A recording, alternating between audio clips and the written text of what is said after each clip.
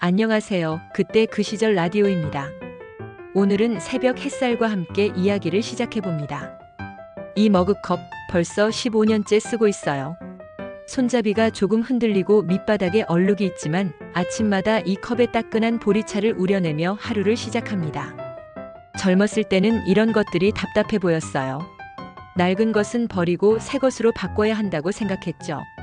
오래된 것에 애착을 갖는다는 건 발전이 없다는 뜻이라고 여겼거든요. 그때는 모든 게 더 빨리, 더 많이였습니다.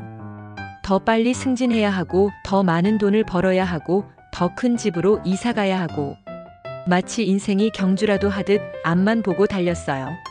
뒤처지면 안 된다는 강박에 시달리며 살았죠. 남들보다 조금이라도 느리면 불안했고, 남들이 가진 것을 나도 갖지 못하면 초조했어요. 전축에서 바늘이 긁히는 소리, 골목에서 풍겨오는 연탄 냄새, 봉급봉투의 바삭한 종이 촉감. 그 시절 모든 것들이 지금보다 느렸지만 왜 그렇게 서둘러 떠나보내려 했을까요? 아마도 그때는 그 소중함을 몰랐기 때문이겠죠. 늘 다음 단계로 넘어가는 것만 생각했으니까요. 30살 때의 저는 40살이 되면 더 행복할 거라고 믿었어요. 40살 때는 50살이 되면 여유로워질 거라고 생각했고요. 그런데 정작 그 나이가 되어보니 또 다른 목표가 생기더라고요. 마치 신기루 같았어요. 가까이 가면 또 멀어지는. 그런데 나이가 들면서 알게 된 것이 있어요. 행복의 좌표가 완전히 바뀌었다는 거예요. 젊을 때 중요하다고 여겼던 속도보다 여유가 소중해졌고 양보다 결이 마음을 움직였어요. 많이 가지는 것보다 깊이 느끼는 것이, 빨리 도달하는 것보다 천천히 음미하는 것이 훨씬 값진 일이라는 걸 깨달았죠. 요즘 세상은 모든 게 즉시입니다. 즉시 재생, 즉시 배달, 즉시 답장.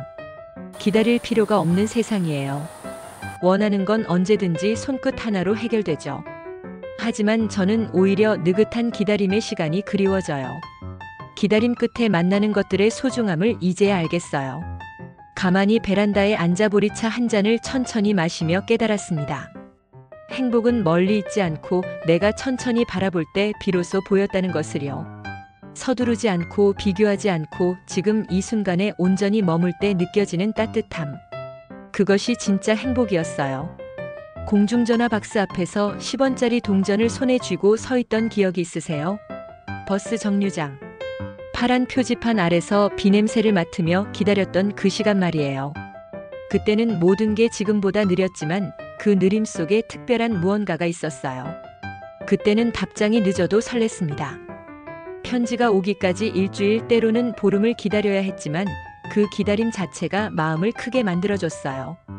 분필가루가 날리는 교실에서 등사 잉크 냄새가 배어있는 유인물을 받아들고 장마가 끝난 후 쏟아지는 햇살을 맞으며 누군가의 소식을 기다렸죠.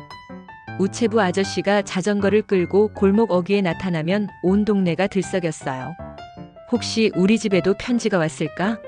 가슴이 두근거리며 기다렸죠. 내 이름이 적힌 봉투를 받는 순간의 떨림은 지금도 생생해요. 편지지를 펼치기 전까지의 그 설렘, 어떤 소식이 담겨 있을지 궁금해하던 그 순간들이 얼마나 소중했던지요. 지금은 어떤가요? 메시지를 보내고 읽음 표시가 떠도 답장이 오지 않으면 초조해집니다. 몇 분만 지나도 답장 압박을 느끼죠. 즉시 소통이 가능해진 시대지만 오히려 더 불안해진 것 같아요. 상대방이 온라인 상태인데 내 메시지에 답하지 않으면 섭섭하고 읽지도 않으면 무시당하는 기분이 들어요. 그런데 그때 그 기다림은 달랐습니다. 기다림 그 자체가 기대감이었어요. 기다리는 동안 상상할 수 있는 여백이 있었죠. 상대방이 어떤 마음으로 편지를 쓸까, 어떤 이야기를 들려줄까, 나에 대해 어떻게 생각하고 있을까. 그런 상상들이 마음을 풍성하게 만들어줬어요. 버스를 기다릴 때도 마찬가지였어요. 언제 올지 모르는 버스를 기다리며 사람들은 자연스럽게 대화를 나누었죠. 날씨 이야기부터 시작해서 동네 소식, 자식 자랑까지.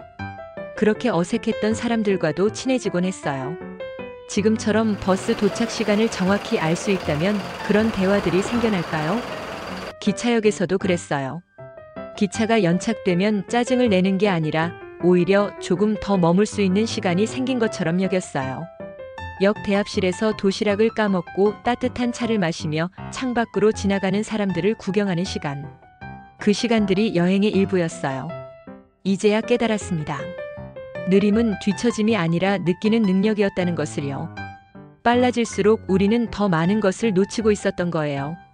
빨리 도착하기 위해 길 위의 꽃을 보지 못하고, 빨리 답을 얻기 위해 질문의 깊이를 잃어버리고, 빨리 성과를 내기 위해 과정의 즐거움을 포기했던 거죠. 기다림이 주던 그 충만함을 이제야 그리워하게 되었어요. 장롱 위에 쌓인 가전제품 설명서들을 보세요. 언제 샀는지도 기억나지 않는 것들이 대부분이에요. 젊어서는 내 것을 늘리는 것이 행복이라고 믿었습니다. 더 좋은 차, 더 큰 집, 더 비싼 옷.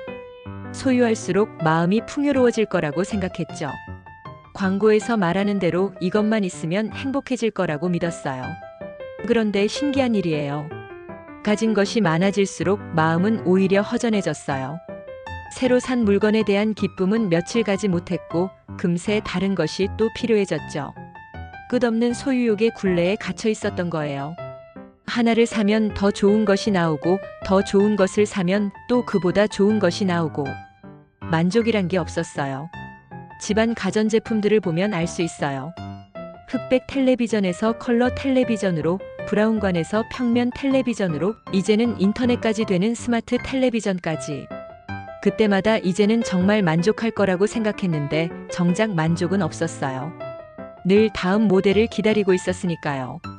그러다가 손주와 영상통화를 하게 되었어요.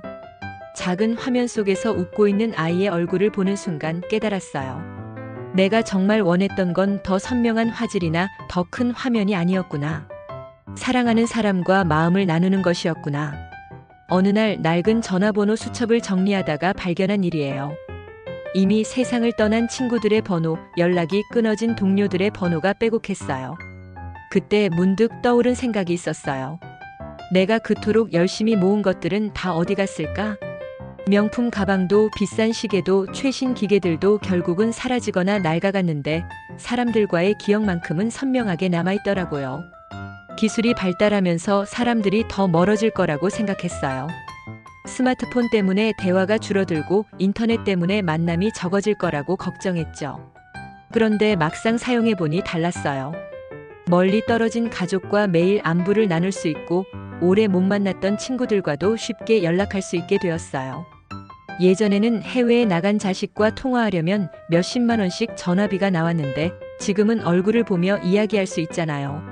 손주가 걸음마를 떼는 모습도, 첫말을 하는 순간도 실시간으로 볼 수 있어요.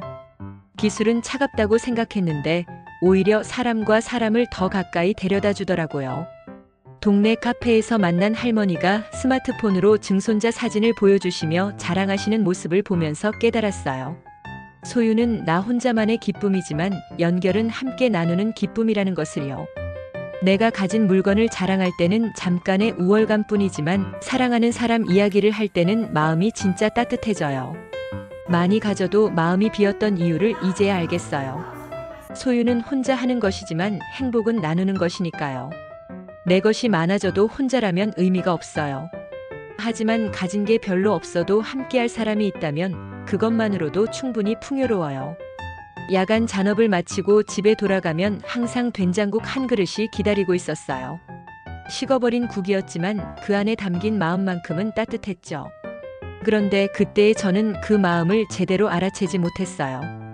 피곤해서 스트레스 받아서 내일 할 일 생각해서 정신이 없었거든요. 젊을 때는 명함이 나를 설명해주는 전부라고 믿었습니다. 회사 이름, 직급, 연봉. 그것들이 내 가치를 매기는 기준이라고 생각했어요. 더 좋은 직책, 더 높은 자리, 더 큰 책임. 그런 것들을 향해 계단을 오르듯 살았죠. 한 계단 올라갈 때마다 뿌듯했고 뒤처지는 동기들을 보며 안도했어요.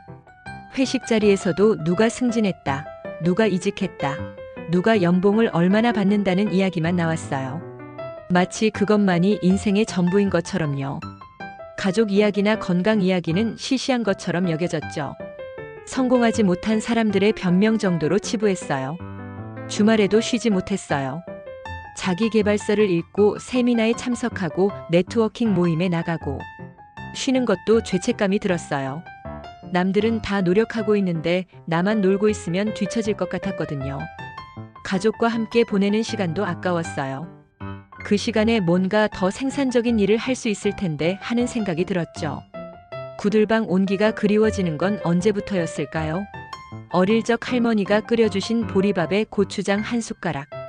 비벼 먹던 맛이 그리워지는 건 언제부터였을까요? 아마도 그 모든 것들을 당연하게 여기며 살다가 잃고 나서야 소중함을 깨달았을 거예요. 어느 날 늦은 밤 집에 들어가는데 거실에서 가족들이 함께 텔레비전을 보며 웃고 있더라고요. 그 모습을 보는 순간 문득 깨달았어요. 내가 정말 원하는 건 저기에 있는 것 같다고. 직급이나 연봉이 아니라 함께 웃을 수 있는 사람들이 있다는 것. 그것이 진짜 성공이 아닐까 하는 생각이 들었어요. 밥상머리에서 나누는 대화가 얼마나 소중한지 이제야 알겠어요. 오늘 뭐 했어? 힘든 일 없었어? 내일 날씨가 추우니까 옷 따뜻하게 입어 같은 평범한 말들이 하루를 살게 해줍니다. 중요한 계약을 성사시키는 것보다 승진 소식을 듣는 것보다 가족이 건네는 따뜻한 말 한마디가 마음을 더 든든하게 해줘요. 요즘은 안부 전화 10분이 야근 2시간보다 값지다고 생각해요. 잘 지내고 있어? 라고 묻고 응, 잘 지내고 있어 라고 답하는 그 단순한 대화가 하루를 위로해줍니다. 복잡한 업무 회의보다 손자와 나누는 소소한 대화가 더 기억에 남아요. 관계는 시간이 아니라 주의로 자란다는 걸 배웠어요. 함께 있는 시간의 길이가 아니라 얼마나 마음을 기울이느냐가 중요하더라고요. 바쁘다는 핑계로 가족을 소홀히 했던 시절이 후회돼요. 그때 조금만 더 관심을 가졌다면, 조금만 더 귀 기울였다면 지금보다 훨씬 더 풍요로운 관계를 만들 수 있었을 텐데요. 반상회 날이면 온 동네가 모였어요. 각자 집에서 만든 반찬을 조금씩 가져와서 나누어 먹고 동네 소식을 주고받았죠. 누구네 집에 경사가 생겼다. 누구네 집에 어려운 일이 생겼다. 그런 이야기들을 들으며 자연스럽게 서로를 돌보게 되었어요. 대문 앞에 놓인 신문지를 보면 그 집의 안부를 알 수 있었어요. 며칠째 신문이 쌓여 있으면 혹시 무슨 일이 생긴 건 아닌지 걱정하며 문을 두드려 보곤 했죠. 골목 분식집에서 풀빵과 떡볶이 냄새가 나면 동네 아이들이 하나둘 모여들었어요. 그 냄새만으로도 우리는 하나의 공동체였어요. 뻥튀기 아저씨가 오시면 온 골목이 들썩였죠. 펑 하는 소리와 함께 하얀 연기가 피어오르면 아이들이 우르르 몰려들었어요. 어른들도 덩달아 나와서 이런저런 이야기를 나누었죠. 그런 소소한 일상들이 우리를 이어주는 끈이었어요. 종이 극장표를 톡톡 끊어가며 영화관에 가던 시절도 있었어요. 표를 사기 위해 줄을 서면서 앞뒤 사람들과 자연스럽게 대화가 시작되었죠. 어떤 영화를 보러 왔는지, 누구랑 함께 왔는지. 그런 대화들이 낯선 사람들 사이의 거리를 좁혀주었어요. 그런데 언제부턴가 그런 것들이 사라져버렸어요. 아파트가 들어서면서 골목이 없어지고 인터넷으로 모든 걸 해결하면서 만날 이유가 줄어들었죠. 이웃의 얼굴도 모르고 사는 시대가 되었어요. 엘리베이터에서 마주쳐도 인사를 나누지 않고 각자의 세계에 갇혀 살게 되었죠. 정이라는 게 사라진 줄 알았어요. 아날로그 시대의 따뜻함은 이제 추억 속에서만 존재하는 건가 싶었죠. 온라인으로만 소통하는 세상에서 진짜 인간관계가 가능할까 의심스러웠어요. 그런데 요즘 들어 생각이 바뀌었어요. 단지 카페에서 만난 할머니들이 스마트폰으로 손자 사진을 보여주며 자랑하시는 모습을 보면서요. 동네 SNS에서 나누는 생활 정보들을 보면서요. 경로당에서 열리는 스마트폰 교육 프로그램에 참여하시는 어른들을 보면서요. 방식은 달라졌지만 정은 여전히 이어지고 있더라고요. 온라인 동호회에서 만난 사람들과 오프라인에서 만나 친구가 되기도 하고 동네 앱을 통해 이웃들과 소소한 일상을 나누기도 해요. 예전의 반상회가 온라인 게시판으로 바뀐 건지도 모르겠어요. 길을 잃었을 때 지도 앱이 알려주지만 정작 따뜻한 말 한마디는 사람이 해줘야 하더라고요. 음식을 주문할 때는 앱으로 하지만 맛있게 먹었다는 인사는 직접 전해야 마음이 전해져요. 기술이 편리함을 가져다 주었지만 사람의 온기는 여전히 사람이 만들어가는 거예요. 내가 한 발 내밀면 지금도 이웃은 생긴다는 걸 배웠어요. 엘리베이터에서 먼저 인사를 건네고 택배 아저씨께 고맙다고 인사하고 동네 상점에서 물건을 살 때 안부를 묻고 그런 작은 관심들이 모여서 새로운 골목을 만들어가는 것 같아요. 아날로그만이 답이 아니라 방식은 달라져도 마음은 이어진다는 것을 깨달았어요. 아침 햇살 아래 천천히 걷기 시작한 건 언제부터였을까요? 젊었을 때는 몰랐어요. 숨이 덜 차는 하루, 통증 없이 잠드는 밤이 얼마나 값진 일인지 말이에요. 그때는 몸이 당연한 것이었어요. 밤을 새워 일해도 괜찮고 무리해도 금방 회복될 수 있다고 생각했죠. 건강검진 결과지를 받아도 아직 젊으니까 괜찮겠지 하고 넘겼어요. 그런데 어느 순간부터 몸이 신호를 보내기 시작했어요. 계단을 오르면 숨이 차고 오래 앉아있으면 허리가 아프고 파스 냄새가 익숙해지기 시작했고 온찜질팩이 친구가 되었어요. 그래서 시작한 것이 아침 산책이었어요. 처음에는 억지로였지만 며칠 계속하다 보니 달라지는 걸 느꼈어요. 몸이 가벼워지는 것보다 마음이 맑아지는 것이 더 놀라웠어요. 걸으면서 보게 되는 것들이 있었어요. 꽃이 피는 과정, 나무가 계절에 따라 변하는 모습, 같은 시간에 산책하는 이웃들의 안부. 천천히 걷다 보니 하나하나 눈에 들어오더라고요. 만보기를 차고 걸음수를 재던 시절도 있었어요. 그런데 언젠가부터 깨달았어요. 중요한 건 얼마나 많이 걷느냐가 아니라 얼마나 편안하게 걸을 수 있느냐라는 것을요. 건강이란 게 완벽한 상태를 의미하는 게 아니라는 걸 깨달았어요. 아프지 않는 것이 건강이 아니라 아픈 것과 함께 살아가는 것도 건강이더라고요. 무릎이 조금 아파도 걸을 수 있다면 그것만으로도 감사한 일이에요. 나이 들면서 알게 된 건 건강은 완치가 아니라 불편함 없이 오늘을 사는 작은 가능성이라는 것이에요. 오래된 옷장을 정리하다가 주머니에서 발견한 손편지 한 장, 서랍 깊숙이 숨어있던 바랜 사진 2장. 그 순간 시간이 멈춘 것 같았어요. 언제 받은 편지인지 기억은 흐릿하지만 그때의 감정만큼은 선명하게 되살아나더라고요. 젊었을 때는 모든 걸 간직하려고 했어요. 영화표, 콘서트 티켓, 여행지 기념품들. 추억이 담긴 물건이라고 생각하며 하나하나 소중히 보관했죠. 상자 가득 쌓아두고 언젠가는 꺼내서 추억에 잠길 거라고 생각했어요. 그런데 세월이 흘러 그 상자들을 열어보니 신기한 일이에요. 정작 기억나는 건 물건이 아니라 그 물건과 함께했던 사람들이었어요. 영화표보다는 함께 영화를 본 사람의 웃음소리가, 기념품보다는 그것을 고르며 나눈 대화가 더 생생했죠. 정리를 하면서 많은 것들을 버렸어요. 언젠가 쓸 거라고 생각했던 옷들, 읽을 거라고 사둔 책들을. 버릴 때는 아까운 마음이 들었지만 막상 버리고 나니 마음이 가벼워졌어요. 물건을 줄이니 공간이 넓어졌고 공간이 넓어지니 마음도 여유로워졌어요. 찾고 싶은 것을 쉽게 찾을 수 있게 되었고 정말 필요한 것과 그렇지 않은 것을 구분할 수 있게 되었죠. 편지지의 향을 맡으며 떠오르는 기억들이 있어요. 사진 뒷면에 연필로 적힌 글씨의 피랍을 느끼며 되살아나는 순간들이 있어요. 그런 것들은 아무리 많은 디지털 파일로도 대체할 수 없더라고요. 클라우드에 저장된 수천 장의 사진보다 지갑에 끼워둔 한 장의 사진이 더 자주 보게 돼요. 많이 가지는 것보다 깊이 간직하는 것이 더 의미 있다는 걸 배웠어요. 비움이 상실이 아니라 우선순위의 회복이라는 걸 깨달았어요. 모든 걸 다 가질 수는 없으니까 정말 소중한 것들을 선택하는 거예요. 덜어낼수록 남은 것들이 더 또렷해지고 정말 중요한 것들이 무엇인지 알게 돼요. 해질녘 주방 창가에 서서 하루를 마무리합니다. 라디오에서는 옛 노래 한 곡이 흘러나오고 저는 오늘 하루를 조용히 되돌아봅니다. 오늘 우리가 나눈 이야기들을 들으며 생각해보니 세대가 달라도 행복의 뿌리는 같더라고요. 느리게 보고 연결을 선택하고 조금 덜어내고 몸을 돌보는 것. 이런 단순한 것들이 진짜 행복을 만들어가는 것 같아요. 복잡한 세상이지만 행복은 의외로 단순한 곳에 있어요. 거창한 성취나 큰 변화가 아니라 일상의 작은 선택들에서 만들어지는 거예요.